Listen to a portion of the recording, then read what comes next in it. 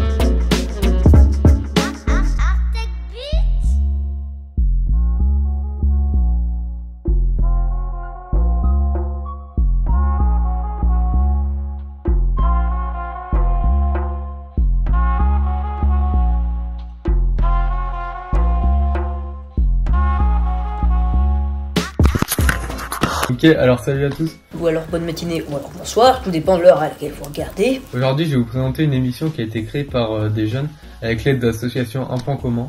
Avec Marlène Robin, qui est venue me chercher en tant que présentateur tellement je suis beau, intelligent et fort. Je m'appelle Hugo, je suis le président de la New Gen, l'association de sport qu'on va nous présenter à la fin de cette émission. On a interviewé Poil, un rappeur Poil, qui est un slammer. qui pratique depuis quelques années déjà.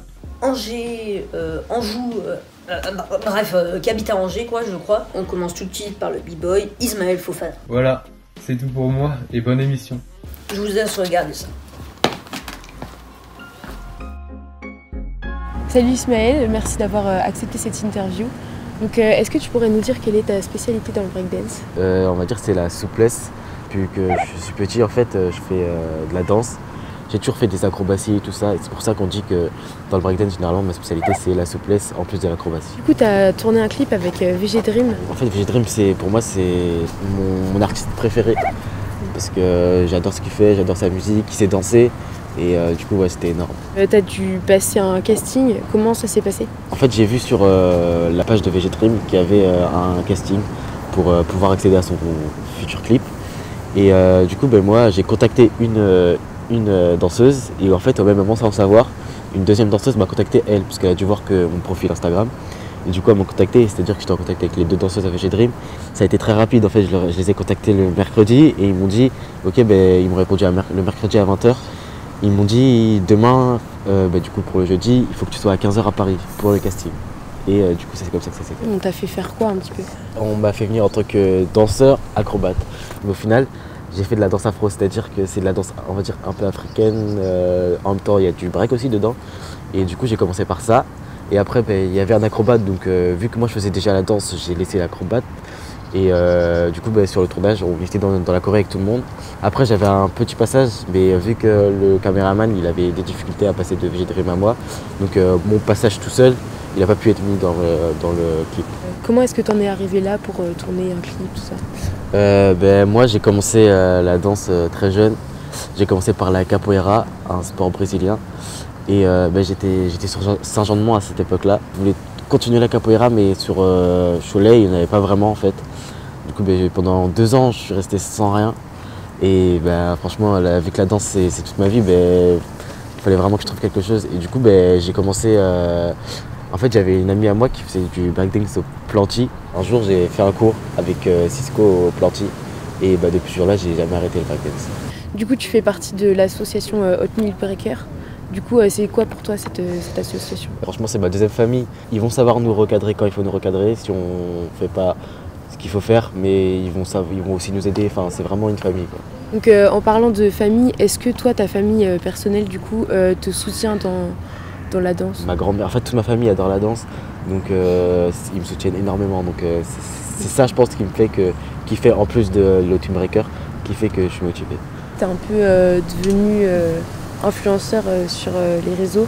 Donc ça consiste en quoi être influenceur? C'est vrai que depuis VG Dream, j'ai eu plein de propositions. Donc je me suis dit, avec mes réseaux sociaux, ça peut encore plus m'aider. Ma cousine à moi, c'est une influenceuse déjà, elle a 60 000 abonnés sur Instagram et 160 000 sur YouTube. Et du coup, bah, ça m'a propulsé parce que j'ai pu faire une vidéo avec elle. Ça te fait quoi justement d'être influenceur? Le clip, c'était il y a 3 mois. Et ça fait que 1 mois là que vraiment je commence à devenir un peu influenceur. Et franchement, au début, bah, moi, je savais pas trop comment faire, tu vois. Et du coup, bah, ça fait que maintenant, bah, ça va, j'arrive bien à gérer parce que, on va dire, j'ai d'autres personnes qui m'aident. Comment tu comptes gérer tes études? Je vais continuer forcément parce que les études, c'est important. Surtout que bah, j'ai mes parents derrière, enfin, on me soutient beaucoup par rapport aux études parce que c'est vrai que c'est compliqué en plus de la danse et des projets que j'ai depuis là, 1 mois là. Mais vraiment je vais continuer parce qu'on sait jamais, je me casse la jambe, le bras, en fait tout peut arriver très vite et enfin je me le souhaite pas. Hein. Est-ce que le breakdance et l'afro c'est des disciplines faciles d'accès ou pas? Le breakdance, non, en vrai tout le monde peut y accéder, après il faut juste de la motivation on va dire. Parce que moi regardez, j'ai commencé au planti. Au planti, je pensais pas en commençant au planti que j'allais réussir à rentrer dans le breaker. Donc je pense que c'est assez facile de rentrer dans le breakdance. Après, comme j'ai pu le dire, il faut vraiment être motivé et pas lâcher parce qu'il y a des moments où vraiment tu as des coups de blues et tu te dis bah, j'ai envie d'arrêter. Moi ça m'est déjà arrivé franchement, je te dis la vérité, j'ai déjà dit bah voilà quoi, j'en ai marre, j'ai envie d'arrêter. Mais après hop, on te resecoue et puis voilà c'est reparti comme si de rien n'était. Est-ce que beaucoup de filles font du break? Le break, alors oui, on peut retrouver beaucoup de filles, alors on appelle ça des big girls et nous les garçons on appelle ça des b-boys. En fait, les filles, c'est vrai qu'au début, non, je voyais pas beaucoup de filles dans la danse du breakdance, mais maintenant c'est vrai que les filles deviennent très fortes. Nous, on a de la chance déjà dans Hot Wheels Breaker d'avoir une danseuse, Fanny Boudavong, du groupe Hot Wheels Breaker et Alliance de Style. Elle a été au championnat du monde, elle a été championne de France. Donc oui, les filles maintenant aussi, les filles deviennent très fortes et il y a des filles carrément que je les regarde, je me dis ah ouais quand même quoi. Donc ouais, c'est vrai que les filles maintenant il y a beaucoup d'accès aussi pour les filles. Okay. Voilà. Bon bah merci beaucoup en tout cas. C'était avec plaisir. Bah, est-ce que tu pourrais nous faire une petite démonstration? Ouais, pas de soucis, ouais. Ok, bah cool.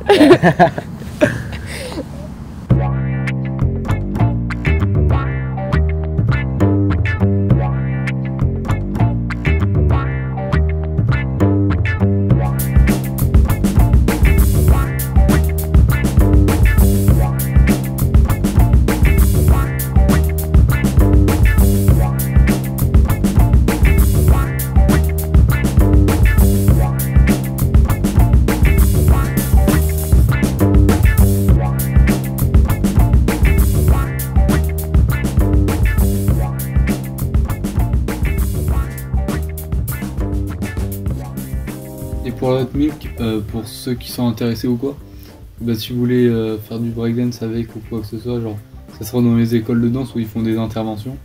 Puis après, sinon, bah, si vous êtes ultra motivé, vous pouvez aller jusqu'à leur entraînement dans les salles de gym ou quoi que ce soit. Puis si vous voulez les contacter, bah, il y aura leurs réseaux sociaux ici. Voilà.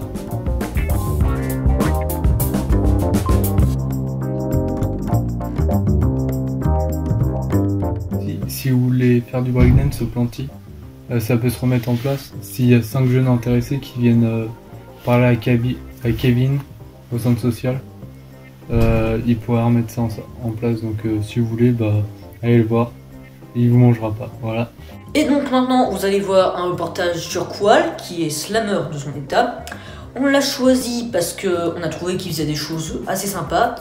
Et du coup, bah, comme je suis un gros égocentrique, j'ai décidé que c'était lui qu'on interviewerait. Alors donc, en gros, un samedi matin, et ben, on est allé à Angers, le retrouver dans un café du centre-ville. Bonjour Qual. Bonjour. On est venu te présenter aujourd'hui, chanteur-musicien, pour que tu nous parles un peu de ton travail. Et tu fais du slam ou du rap? Alors le premier album que j'ai fait était très rap.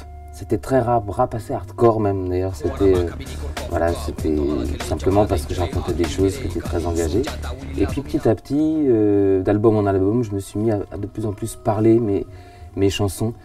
J'avais moins besoin de scander, j'avais envie de dire tout simplement. Alors bon, on appelle ça slam, mais je sais que le mot c'est spoken word apparemment, c'est du parler en musique. Il y a d'autres fois on m'a dit mais t'es un chanteur qui chante pas, et c'est ça en fait. Pour moi, je m'approche en chantant d'un parler de comédien peut-être, ou de conteur, de quelque chose de parler en musique. Juste sur l'amour à l'instant présent, comme un bras d'honneur à la mort qui guette. Jouir et faire jouir ici, maintenant, et malgré tout aimer mon temps. Je ne veux pas regretter ce que je n'ai pas fait, pas été. Mon compte à rebours me... Mais je viens du rap, vraiment, à la base. C'est un style qui me touche beaucoup. C'est quoi la différence entre le slam et le rap? Il y a quelque chose de très musical avec le rap. Et le slam, c'est quelque chose qui est plus un style de poésie, né à la base aux États-Unis, puis qui s'est répandu un petit peu partout dans le monde après. Et il y a beaucoup encore de soirées slam où il n'y a pas forcément de musique, quoi. C'est de la poésie orale. C'est fait de, pour moi, je vois ça comme dire un texte devant un public à voix haute, voilà.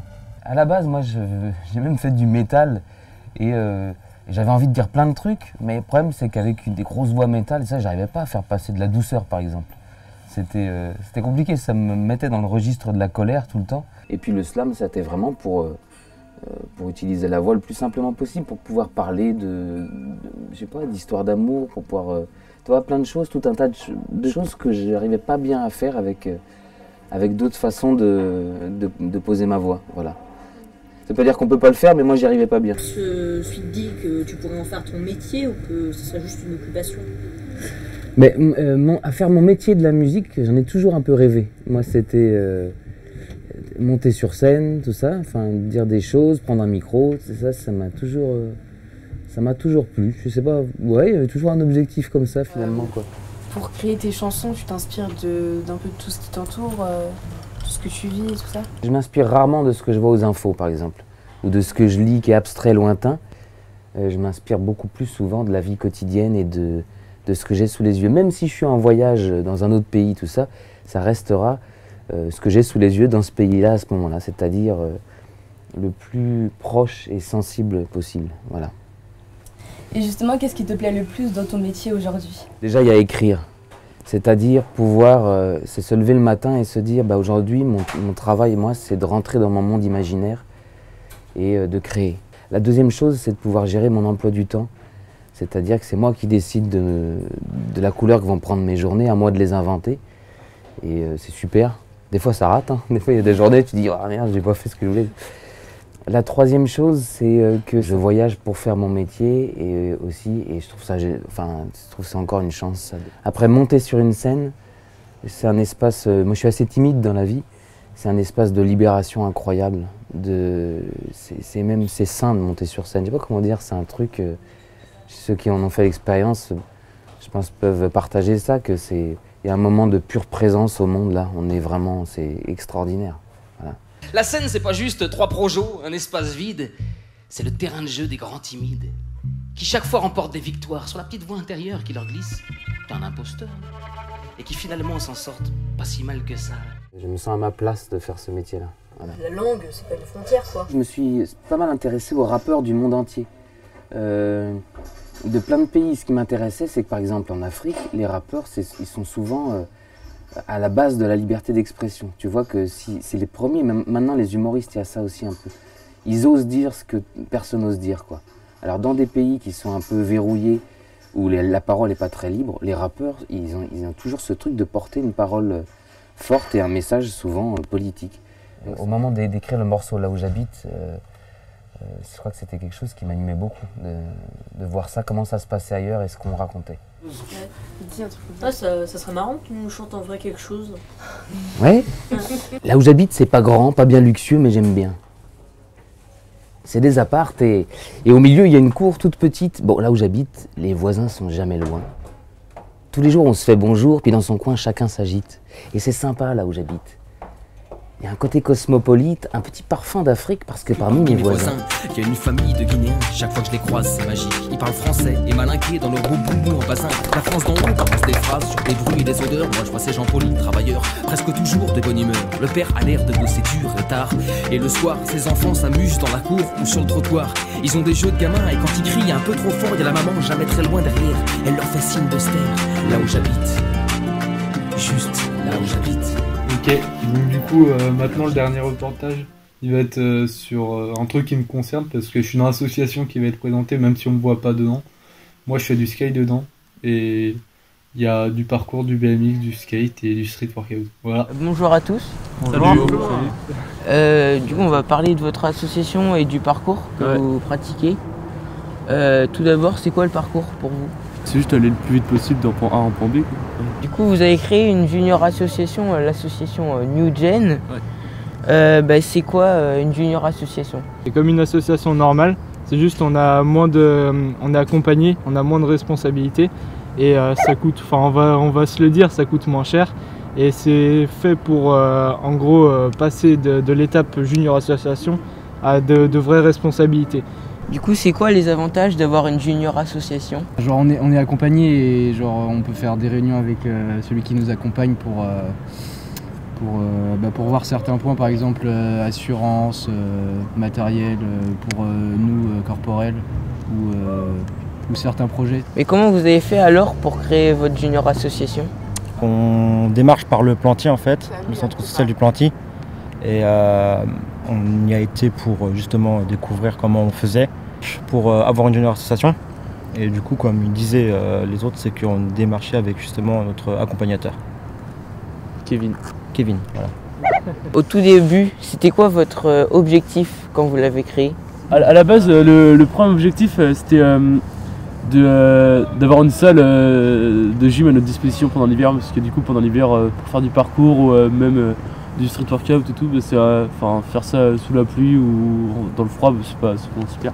Et puis après pour certains projets aussi, parce que du coup c'est un certain moyen déjà de se faire un peu connaître et puis on a des sports qui sont pas connus, donc ouais, voilà, de faire connaître nos sports aussi, parce que le parcours parfois c'est une mauvaise image tout.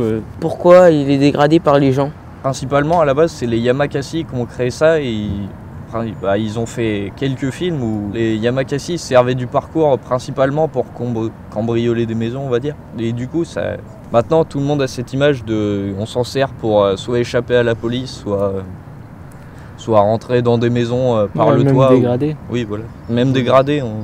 Ils ont cette image des films où ceux qui pratiquent le parcours sont pas méchants, mais s'en servent pour des mauvaises raisons, on va dire. Vous pratiquez quoi comme sport dans votre association? On est tous partis principalement du parcours, et après il y en a certains qui ont décalé sur le street workout, d'autres sur le BMX, le skate. Comment ceux qui font du parcours là, vous l'avez découvert? C'était un copain à moi qui m'a incité à faire du parcours parce que je sortais pas trop de chez moi et tout. Et du coup, on a découvert d'autres personnes comme Tom et Brice qui faisaient aussi du parcours. À combien de mètres de hauteur vous pratiquez le parcours en moyenne? À notre niveau, vraiment, on le fait au sol parce que sur les toits, c'est vraiment dangereux. On n'a pas encore le niveau pour, on n'a pas assez d'expérience. Et on n'a pas le mental aussi, je pense. On n'a pas le mental aussi, c'est vrai, parce qu'on prend beaucoup de risques en allant sur les toits. Par exemple, si on glisse, ça peut très vite tourner vite à la catastrophe. Ouais. Et donc pour le moment, vraiment, on fait du parcours, mais au sol. Ouais. Vous vous entraînez où et quand est-ce que vous vous entraînez? Avec Enzo, on s'entraîne tous les lundis soirs avec la Jeune France en salle de gym. Pendant 1h30. Après, quand on peut, pendant les vacances, pendant les week-ends, tout, on sort, on va dehors. Et dans les grandes villes, c'est carrément des parcs de street workout qui ont été construits exprès par les athlètes. Et du coup, à Cholet, on n'a pas encore cette chance, mais j'espère qu'un jour, peut-être, ça sera possible à Cholet. Est-ce que vos sports, ils sont dangereux? Ça devient dangereux quand tu fais des trucs que tu sais pas faire ou que t'as pas le mental pour. Au parcours, je vois... Je suis déjà tombé, mais je me suis jamais fait extrêmement mal. Et puisque je connais mes capacités, je sais ce que je peux faire, je sais ce que je peux pas faire. Et après, j'ai la chance aussi d'avoir une salle de gym à disposition. Donc pour les saltos, c'est super cool pour apprendre en sécurité. Mais après, quand je suis dehors, j'essaie de bien rester concentré sur quand je fais un truc que je sais pas faire. Si je sais que j'ai les capacités pour faire, je le fais. Mais après, dangereux. Il y a un peu tout qui est dangereux, si tu fais n'importe quoi, si t'es pas concentré, si tu fais des trucs que tu sais pas faire, il y a tout qui devient dangereux, quoi. Donc. Est-ce que c'est légal de monter sur les bâtiments? Principalement non. Après il y a des athlètes de très haut niveau qui ont une telle notoriété que des fois ils ont des autorisations pour monter sur les toits, mais généralement c'est illégal. Beaucoup le font, mais faut pas le faire normalement. Et alors le parcours, est-ce que c'est gratuit ou payant? C'est principalement gratuit parce qu'il nous faut juste une paire de chaussures et puis on peut aller faire du parcours dehors. le parcours il a cet avantage-là qu'il ne faut pas beaucoup de matériel pour en faire. Est-ce que c'est facile d'accès? À partir de quel âge? Mon cousin il a 9 ans, il fait du parcours à la Jeune France. Donc ouais, c'est facile d'accès. Et alors, est-ce qu'il y a beaucoup de filles qui font ce sport? Majoritairement, c'est sûr, c'est des garçons. Après, il y a beaucoup de championnes, on va dire, dans le parcours ou même dans les autres sports qui sont très fortes et qui pratiquent, quoi. Et est-ce que vous seriez prêt à transmettre votre savoir-faire? Carrément, si des gens ils nous voient dans la rue et qu'ils veulent essayer, faut qu'ils aient peur, faut qu'ils viennent nous voir. Ou même s'ils connaissent des gens sur Instagram, Facebook, des trucs comme ça, ils peuvent aller leur parler et tout. Même nous, s'ils veulent venir nous parler, il n'y a pas de problème, on est ouvert à ça.